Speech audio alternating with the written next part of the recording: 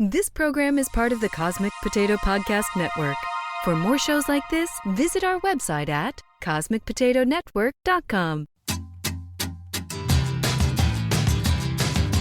Watching television, watching television. Watching television, watching television. I need all the image, I need all the sound. I know the info right into my mind.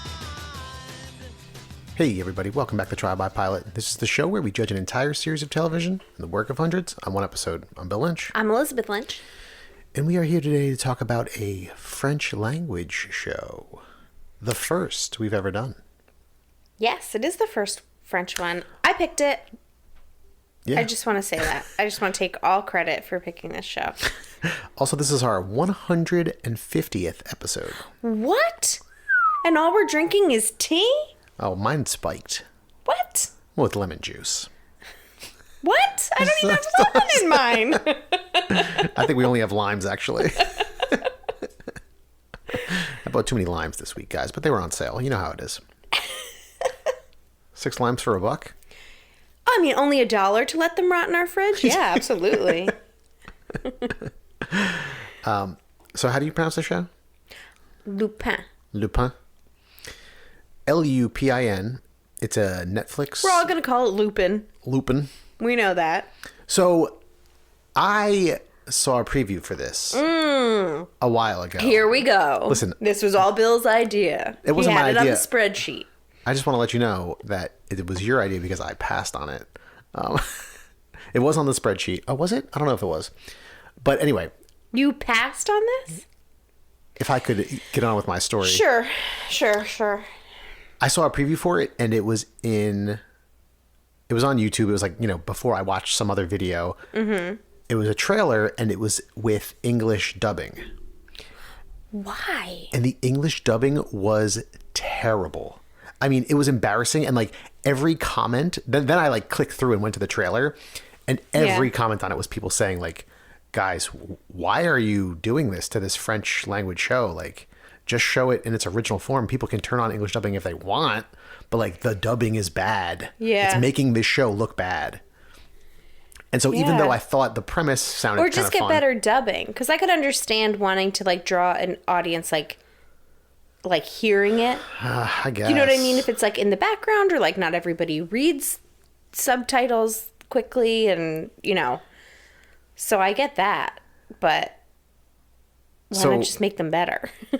I mean, I just think dubbing is just often not that great. It's hard to make it look right. Mm-hmm. Your brain just has this disconnect as you're seeing mouths move and other words are coming out. Right. The actors just aren't as into it as the actors on screen. I often find, at least. I understand some people need dubbing or, however you need to watch it. That's totally fine. My preference is by far to watch the original audio with English subtitles. Yeah, me too. And so even though the premise was kind of interesting, I kind of like wrote it off. I was like, well, I don't know. The trailer just completely turned me off. But then you brought it up, and it was like the first French show to hit the top 10 on Netflix or something. Yeah, I think I just saw it. Maybe it was like trending or something when I was scrolling through Netflix, and I saw it, and I was like, oh, this looks kind of neat. Whatever. It doesn't matter how I saw it. I just was kind of like drawn in by the premise of it. Yeah, and so at least as of now, it's still on the Netflix top 10. It's like number 2 or 3 or something. Yeah. And I think it's so far this year's number 1 original show. Like there's some movies in the top 10 as well, but I think like this show is now the number 1 series on Netflix. Mm-hmm. It's taken over, Queen's Gambit and whatever else that had been hanging around for a while. Oh, wow. Yeah. Not like fully. Just currently. As of right now. As of right now, yeah. More people are watching this. So, should we talk about it? Let's please talk about it. So, this is inspired by not a real person, but a real series of books that were written, I think they started in like 1905, named Arsène Lupin or something like that. Mm-hmm. Like The Gentleman Burglar. Yeah. And so it's a series of, there were like dozens and dozens of like mini novellas and things that later became like a bunch of books. Mm-hmm. And so they're inspired by that. I don't know how directly, like, this first episode is called The Queen's Necklace. So, like, maybe one of the books was about this this heist. And we were talking to Casey about it, and he said that he was like, oh, I used to read these comic books. Or he saw an anime show that was something like that. So it might be just one of those stories that, like, we're not that familiar with, but, like, maybe is told. Has inspired a bunch of other. Yeah. And so we start off in the Louvre, and we see that our protagonist is part of the cleaning crew. And, there's this suspenseful music as they're all cleaning, and he pauses for a moment to look at the Mona Lisa. And at this point, you don't really know if he's already this guy, this gentleman burglar. So I was wondering, like, is he looking at it, like, appreciating the art? Or is he looking at it, like, with that thought in his mind, like, I'm going to steal stuff? Mm-hmm.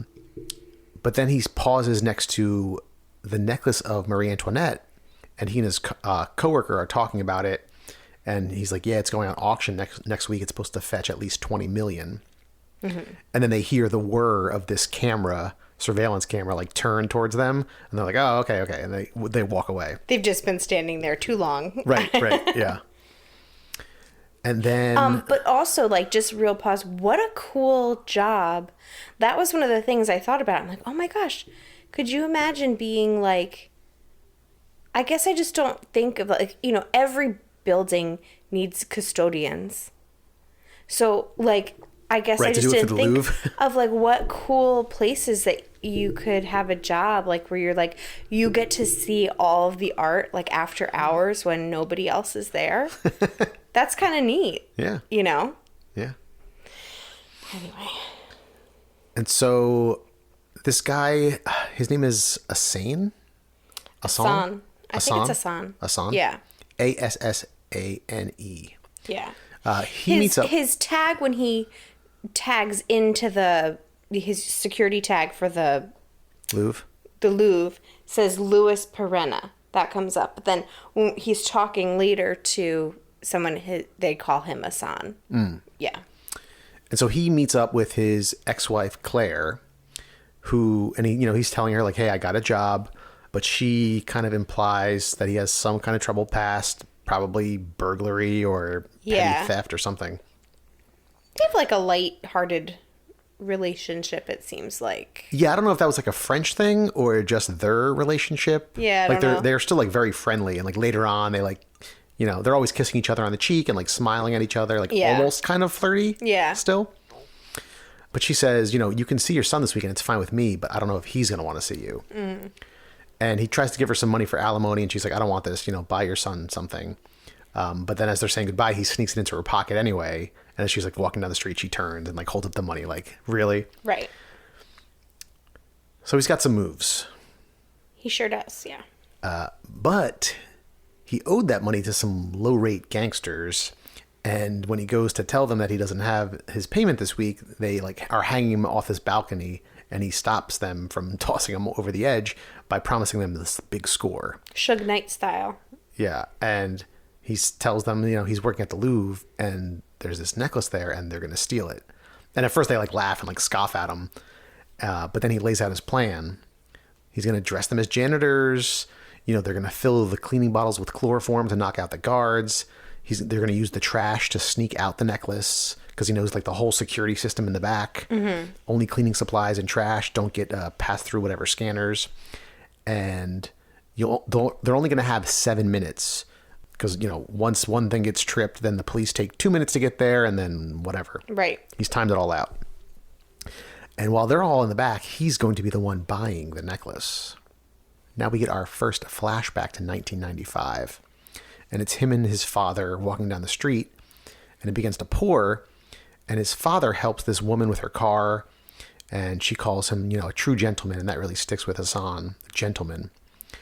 And he works for this woman's husband as his, like, driver / just help. Yeah.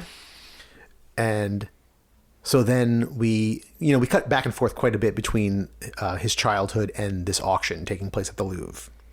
And so at the auction, this auctioneer curator guy is telling the history of this necklace, Marie Antoinette's necklace. And he mentions, it belonged to this family, the Pellegrinis, 25 years ago, before it was stolen from them. And we see Hassan's father's employers are the Pellegrinis through the flashbacks. And so the history continues, and, these 7 enormous diamonds, after the necklace was stolen, were somehow, like, scattered and sold all around the world. But this Pellegrini guy, like, was determined to search them out. And it took him, like, 25 years. But he found them all. They put the necklace back together. And now it's at the Louvre. And his daughter, Juliet, is there to announce that the sale tonight will start their foundation for cultural and visual arts or something along those lines. Yeah. In the flashbacks, we see that Hassan knows Juliet. They met at their family pool, and she dares him to swim over for a kiss, and he does. And, he's 13, I think, 13 or 14. Yeah. So she doesn't recognize him in the audience. Although he didn't want to go see her yes, after. Yeah. Yes. So I don't know when the last time they met was. Yeah. So the bidding starts, it's at like 18 million, and it goes up slowly to like 32 before Hassan finally joins in the bidding. And, the curator guy has his assistant come over and pull up his file, which says like he's worth 500 million euros. So he's like, okay, I guess he's good to go. And so meanwhile, the other 3, the goons, are like luring in these 2 guards. And when they come in, the one guy tries to spray them with the chloroform bottle, but nothing happens, and they're just like fucking annoyed. Yeah. And look confused. But then the other 2 jump in, and eventually like the big muscly guy takes out the 2 guards. It's like big muscly guy, like leader, weaselly like leader guy, and then like their getaway driver. It's just funny because in a lot of these, heist things, like you think of like Ocean's 11 heist, and the way they would use chloroform would not be like frantically spraying like in a squirt bottle. So it's just like there's just no finesse to these guys. Like they've been told exactly what the plan is, right, and they're following all these steps. But like some of them just like either they're not that good at it or the steps weren't that good. Right, like, right. I've never seen someone just spray chloroform at someone. Like you have a chance to get away. Like, yeah.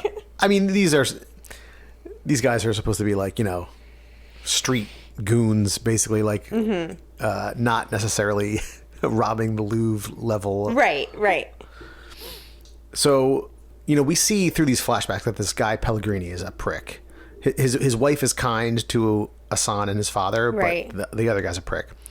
And so his father's dusting bookshelves, and the guy comes in. He's like, "You're not paid to read. Get back to work." He leaves, and the wife apologizes and says, like, "Please, take a book for your son. It's the least that we can do." And so he chooses this book, The Gentleman Burglar. And back at the auction, Hassan jumps from 40 million to 60 million, and he jokes like, "This is taking too long," and everyone kind of laughs. And by that time, like, it was almost over anyway, and the other guy he was bidding against bows out. He's not going up to 60 million. Right. Meanwhile, the cameras have been turned off, so this clock has started. They have 7 minutes until the police show up. And so, the muscly guy asks the lead guy, like, "Are you afraid Hassan's going to betray us?" And he's like, "Well, he's not going to, because we're going to do it first." And there's always like some twist in these heist things. Yeah, like, you know it's not going to go exactly as planned. And so Hassan is escorted downstairs where, 2 of these goons are waiting with the necklace dressed as security guards. And there's the curator there and his assistant. And, like they're waiting with the safe where the necklace is now being held.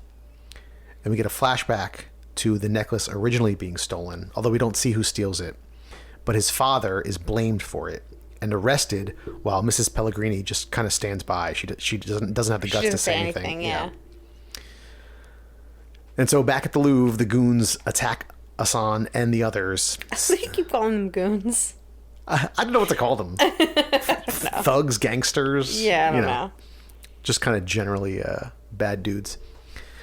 And, they fuck up the plan. They steal the necklace from him, and now they're just like running through and like punching guards to get out. Right. Like, they've totally screwed everything up. And the getaway guy is waiting outside, and he has this 2-door red sports car that they're like trying to squeeze into. They're like, "We're gonna fucking kill you," as the cops are arriving. So now they're on like a getaway. Right, now they see this car pull away. Right. And it's not like a discreet car. It's like a bright red sports car. Right. So they're being chased by the police, and he like tries to whip around this turn, and he goes over the curb, up on the grass, and through one of the glass ceilings of the Louvre, like back into the building.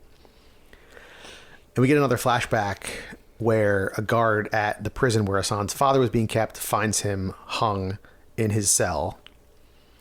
And so we see Hassan at his grave site later, and Mrs. Pellegrini comes over, like offers him like, please, anything you need. And he like slowly responds to her like, yes, ma'am. Thank you, ma'am. Go fuck yourself, ma'am. Yeah. And walks away. Now we get a flashback 2 weeks before the auction. This is the part of the heist movie / show where you like see the actual formulation of the real plan and what really happens. Yeah. And so I'm saying that in jest because like it really is so formulaic, but it's also like kind of fun. Oh yeah, it's totally fun. Yeah. And so we see him watching the news, and he sees that this necklace has been found and is back at the Louvre. And we see him interviewing for the job, which at first he doesn't get, but then he sees that this woman is from Senegal, so he like plays that up and gets the job. Mm-hmm. He borrows money from these thugs purposefully so that he can not have it when he goes back. Right. So he can suggest this other thing. He creates the website in his file for this alter ego. He has a friend create a duplicate of this necklace. And it's implied like, you know, we're going to see either this guy or other friends that have like special skills later on in the series. And then we see him at the end when he's attacked by the goons at the auction, tossing the fake necklace and putting the real one in the garbage, which he, of course, fetches out later and gets through security because he has like a bunch of dirty diapers in it, too. Yeah. The detective on this case, however, also read this book, The Gentleman Burglar, as a child. Yes. It was pretty popular, I think. Yeah.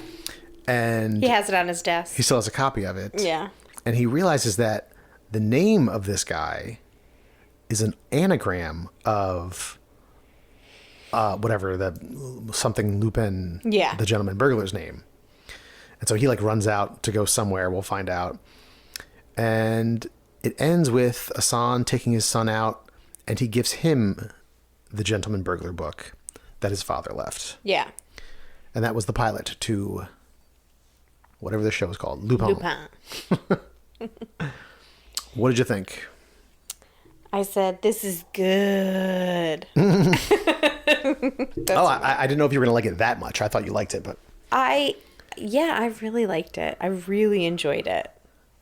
I sometimes, I like a fun heist that's done well. Yeah. And yeah, they can be cheesy for sure. I didn't think that this was cheesy. No. Even when the backstory of him like having the thing made, like there's something about this show that was just really cool. Yeah.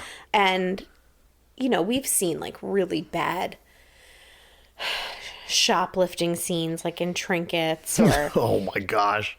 that dumb scene in that show where they were like all those like old artifacts. Do you remember? They were like trying to steal stuff. What show was that? Blood and Treasure. Blood and Treasure. Like this was just obviously like miles like beyond. Oh that. yeah. And I just thought it was really cool. I liked the way the whole thing unfolded, and I liked in the scene where we're first introduced to Hassan's father, and Hassan asks him about his new job, like his new employers, and he's like, "Oh, they're presumptuous," and then he like makes Hassan like spell presumptuous. Yeah. And then we see her kind of like when they first offer to help her, she doesn't recognize them. She just sees like two black guys knocking on her door, her car door, while she's like in the rain. Right. And then realizes who it is.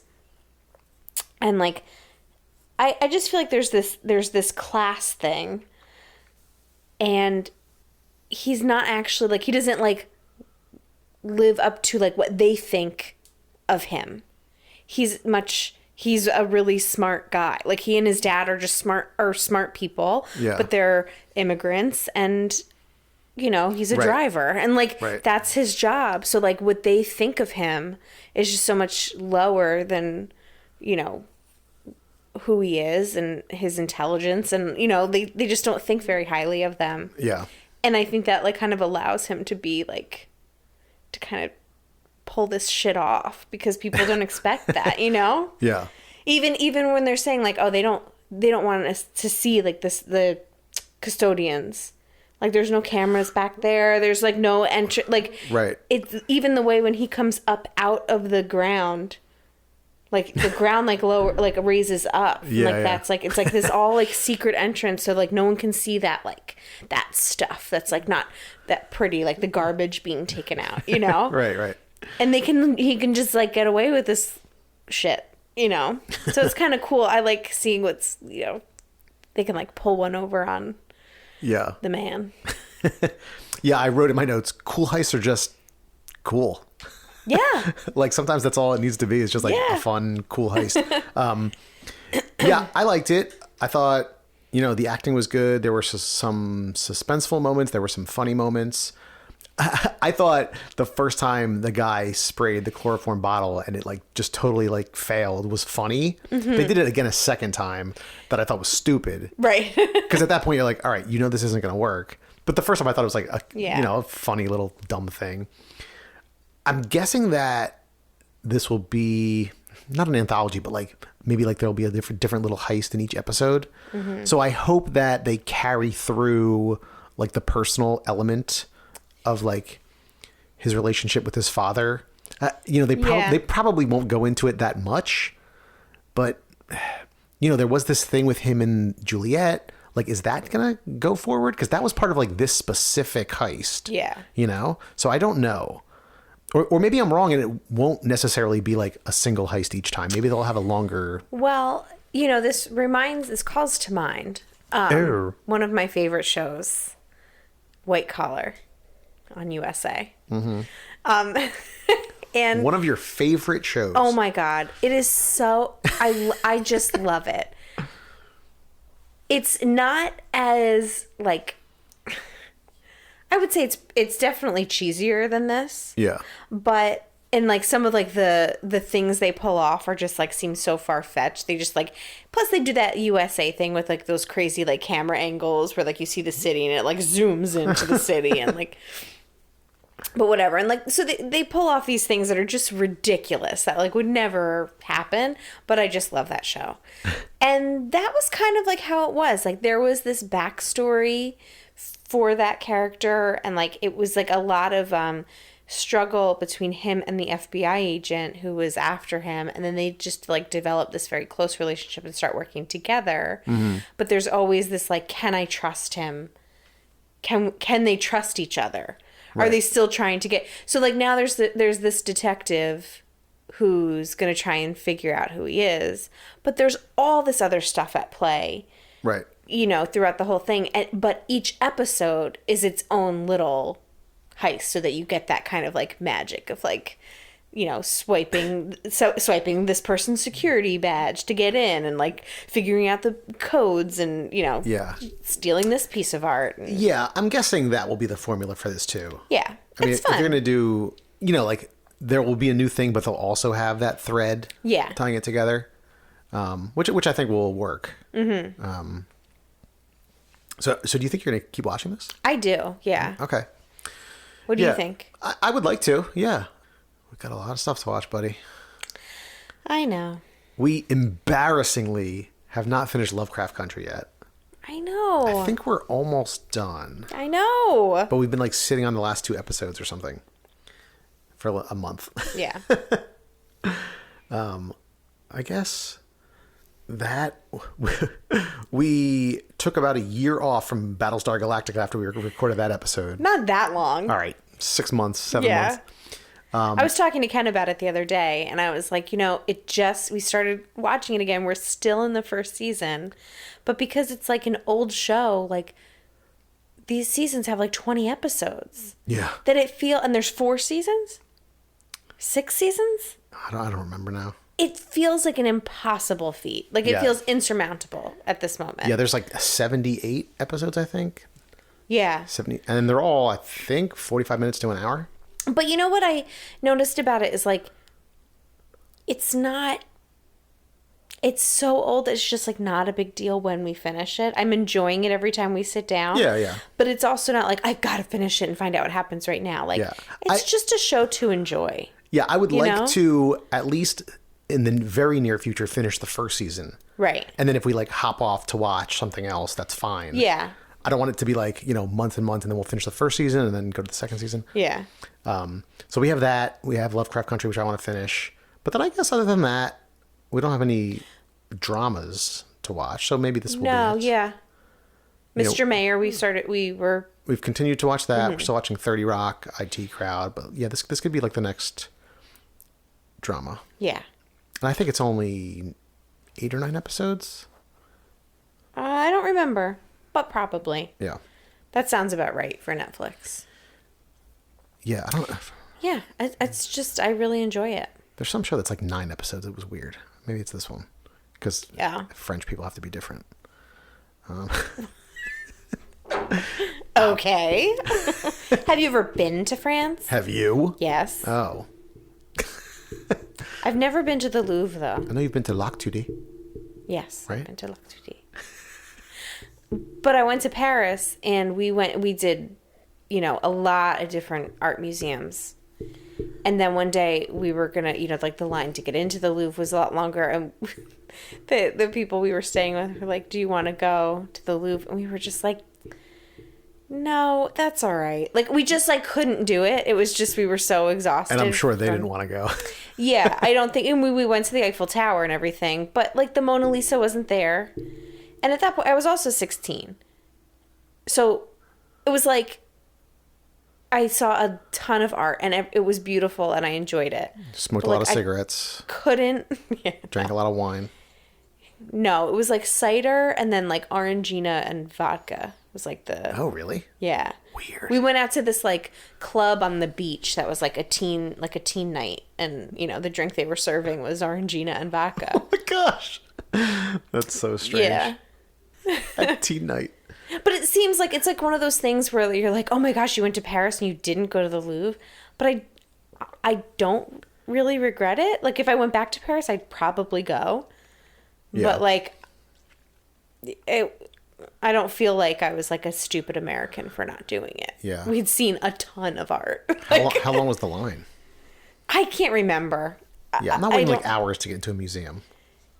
Yeah, I can't remember what it was. Maybe we were in Paris on a weekend or something, and it was Yeah. just like a crazy time. We saw other like really awesome stuff there, and we stayed in like a cool apartment in Paris. Like, we still had fun. Yeah. I will say the default, we talked about the dubbing at the beginning. The default for this is English dubbing when you turn on Netflix. Like, Oh, That's the really? default option, and you have to change it.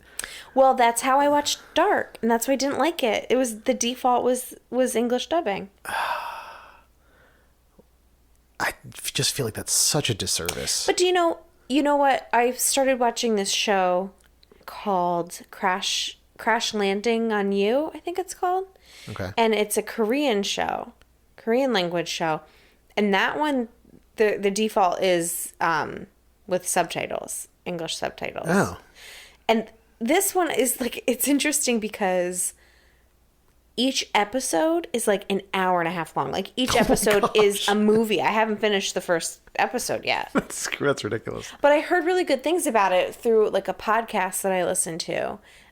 One of the hosts just like really recommended it, and she finished it, and she's just like had a sad feeling when it ended. I was like, all right, maybe I'll check this one out. And the premise is like this famous fashion designer or something is testing out like a sportswear line, and she's gonna like parasail to test it out. Like it's like a marketing thing, you know. Okay, yeah. So she's like parasailing, but then like there's this like tornado that whips through that like no one knew about, and she gets swept up in this tornado and lands in North Korea. And this North Korean soldier like helps her like get to like safety. I mean, I think they like fall in love and all that. It's like a love story, you know. Yeah. It's just like so funny. It's just like the most ridiculous way to meet. but I've just heard a lot of good things about it, that it's like, it's funny enough. And there's all this like drama with her family. She's like estranged from them, but her father wants her to run the business. They're like very like wealthy family, and now they think she's missing. So her siblings are like, oh boy. I didn't suggest it for the podcast because it was an 1.5-hour pilot. Yeah, that's rough. And I didn't think that you were going to be into it, but I think I'll keep up with it. I want to watch the tornado scene where she's flung to another country. It's so silly. It sounds and terrible. I was trying to do it while I was doing, like, watch it, doing my embroidery the other night. And I was like, I can't do this because I don't know at all what they're saying. And so, like, if I'm not, like, I can't be looking at my embroidery while it's going on. Right. It's just, like, I have to be 100% engaged. Yeah. So. How many episodes is that season? I think it's, like, 6 or 8. Oh, my gosh. It's so crazy that they're that long. Yeah. Even 8 episodes is, like, 12 hours. Yeah. Anyway. All right. You got anything else for Lupin? Nope. I just recommend it. I think you should go and watch it. Yeah, I recommend it. Something a little different. It's fun. Mm-hmm. Yeah, it's different, but it's not that unfamiliar. It's not like Russian Doll. Right. Different. Right. Ooh, Russian Doll. Yeah. I wonder if that's coming back or if that's done. I don't know. Do you think it will get a second season? Yes. Yeah, I'll say yes. It seems to be doing pretty well right now. Yeah. In terms of viewership. Although they fucking canceled Teenage Bounty Hunters. I know. Just don't even. I'm going to try not to bring that up every time we talk about Netflix. I know. All right, everybody. If you have suggestions on shows for us to watch, you can email us at trialbypilot@gmail.com. You can find us on Facebook, Instagram, and Twitter at trialbypilot. And please go on to Apple Podcasts, Stitcher, Spotify. Subscribe to the show, leave a review, and tell a friend. And thank you to the Beats for providing our theme music. Thank you, Beats. Bye. Bye. Watching